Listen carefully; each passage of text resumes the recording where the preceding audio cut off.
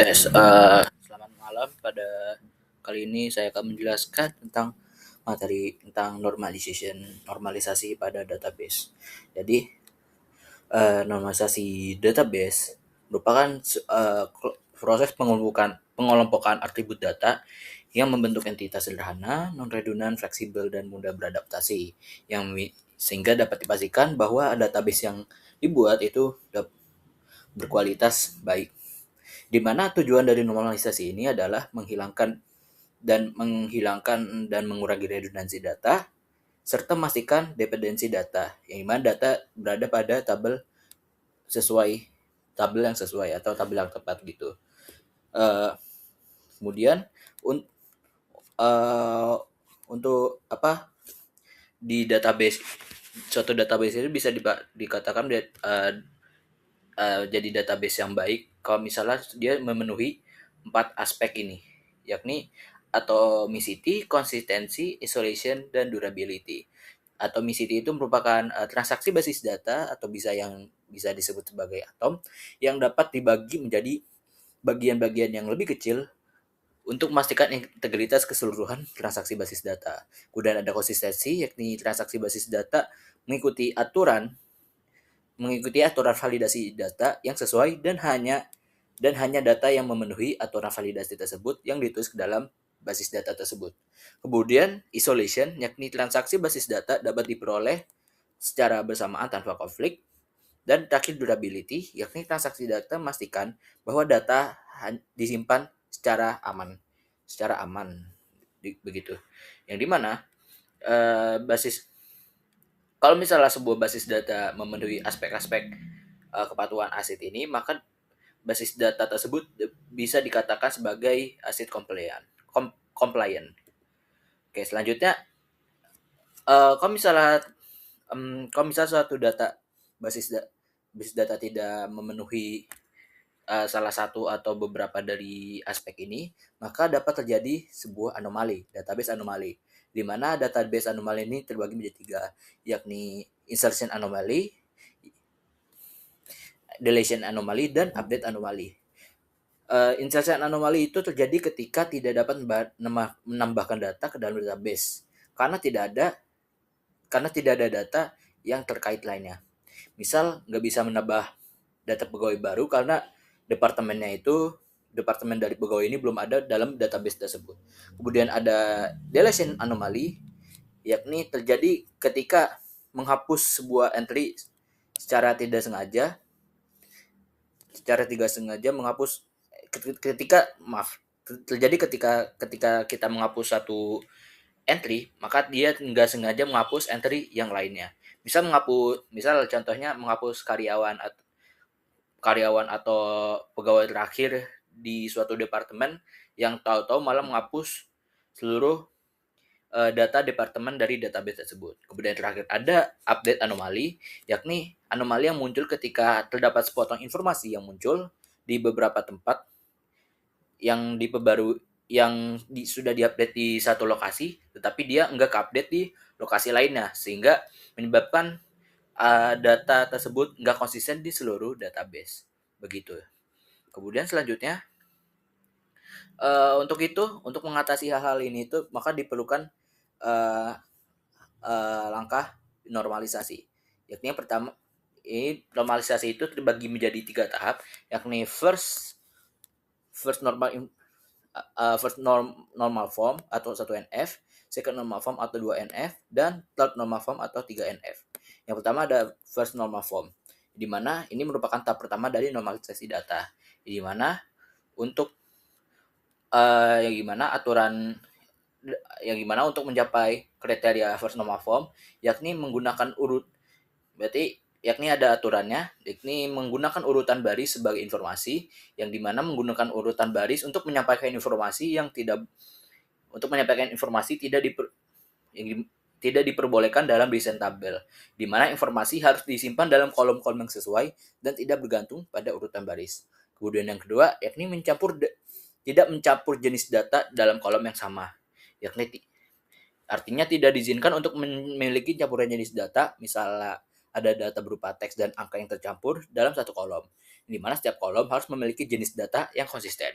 Terus yang ketiga, tabel tanpa primary key, di mana setiap tabel itu harus memiliki primary key yang unik. Jadi mana kalau misalnya enggak terdapat kalau misalnya tidak ada primary key, maka data akan kesulitan mengidentifikasi dan memanipulasi mengubah data secara benar. Kemudian yang terakhir adalah atomic dan data database merupakan atomik dan tidak ada repeating data group. Di mana suatu data tidak diizinkan untuk memiliki grup data yang berulang dalam tabel, di mana data tersebut harus diorganisir sehingga tidak ada pengulangan dalam kelompok-kelompok tertentu yang memungkinkan untuk menormalisasi data dengan baik. Di mana dengan memenuhi aturan di atas, maka satu tabel bisa dikatakan sudah memenuhi kriteria dalam first normal form. Oke, misalnya kita ambil contoh sebagai berikut. Ya, kita bisa lihat ada data, ada kode faktur, tanggal, kode barang, nama barang, harga, dan quantity.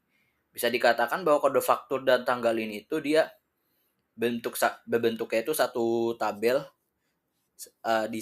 disatukan, padahal kalau misalnya dalam aturan yaitu itu tidak bisa.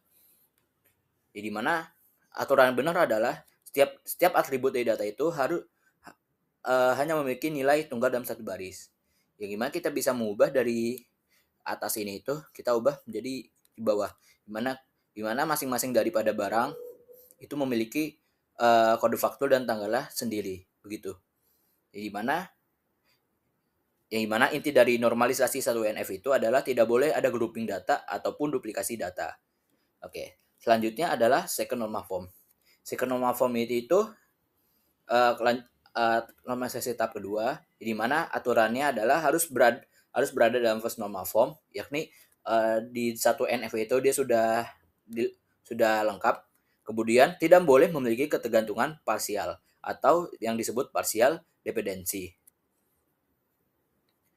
Yang dimana partial dependency itu merupakan ketergantungan parsial di mana satu bagian kunci utama menentukan non kunci atribut, yang dimana semua atribut non kunci harus bergantung sepenuhnya pada kunci utama secara keseluruhan. Oke, misalnya kita lihat contoh, kita lanjutan dari norma 1NF yang tadi. Bisa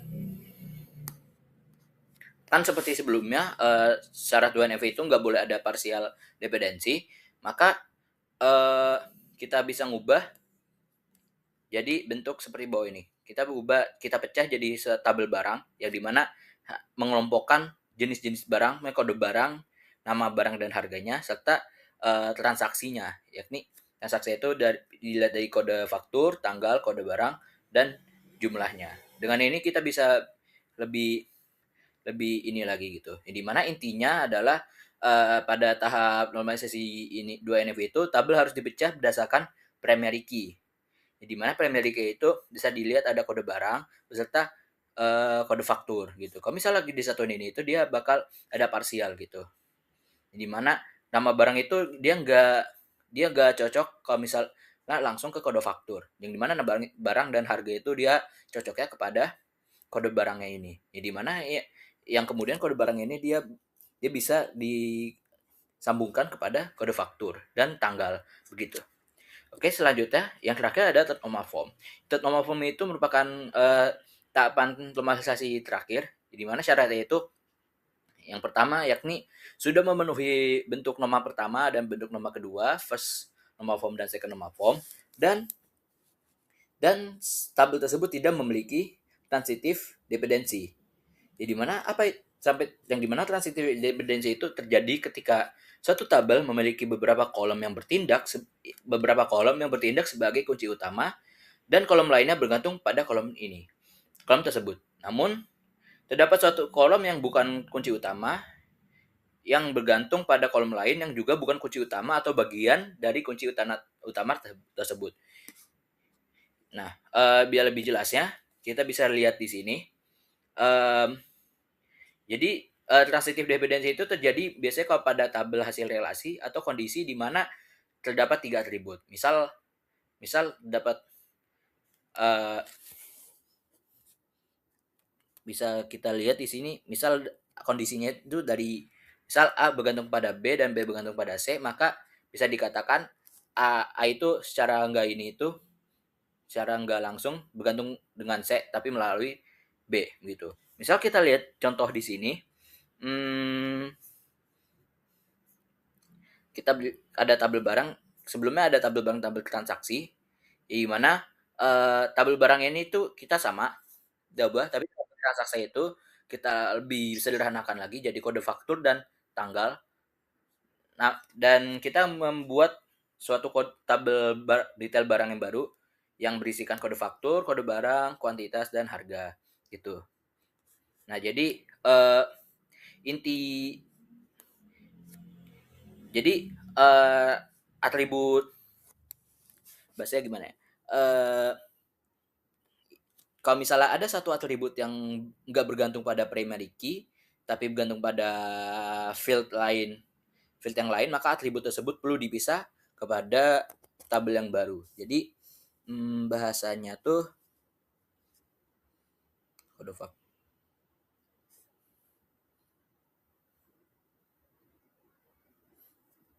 Jadi dia lebih intinya itu lebih menyederhanakan gitu ya. Jadi kalau misalnya di transaksi itu dia ada kode faktur dan kode barang, dia kan secara ini ada dua, dia agak ini ya. Nah, kode faktur itu kalau kita bisa sederhanain kalau misalnya kode faktur itu dia uh, dia itu ngedata dia itu di tanggal berapa, dan di detail barang itu dia ngedetail uh, kode fak berapa jumlahnya dan berapa harganya gitu. Misal pada atribut quantity atau besaran ini, kolom tersebut tidak bergantung langsung pada primary key kode faktur. Ya, quantity itu tidak bergantung pada secara langsung pada kode faktur, yang tapi melainkan bergantung kepada kode barang. Jadi kalau setelah diternormalisasi, maka tabel quantity ini itu akan seperti yang di bawah ini gitu. Pada tahap normalisasi 3NF menghasilkan satu tabel baru dari pemecahan tabel transaksi, yakni detail barang yang isinya menampung barang-barang yang dibeli. Begitu. Dimana kolom harga pada tabel detail itu digunakan untuk menyimpan harga barang pada saat proses transaksi. Jadi meski kolom barang pada tabel barang berubah, baik naik atau turun, maka harga barang pada tabel detail barang tidak akan ikut berubah. Gitu. Jadi kalau misalnya andai kata nggak nambahin kolom barang pada tabel detail barang, maka total invoice pada transaksi akan sering berubah harga barang. Begitu. Mungkin sekian penjelasan normalisasi dari saya. Mohon maaf jika ada kesalahan, terutama di normalisasi yang 3NF, karena saya sendiri juga masih agak belajar. Ini sekian, terima kasih.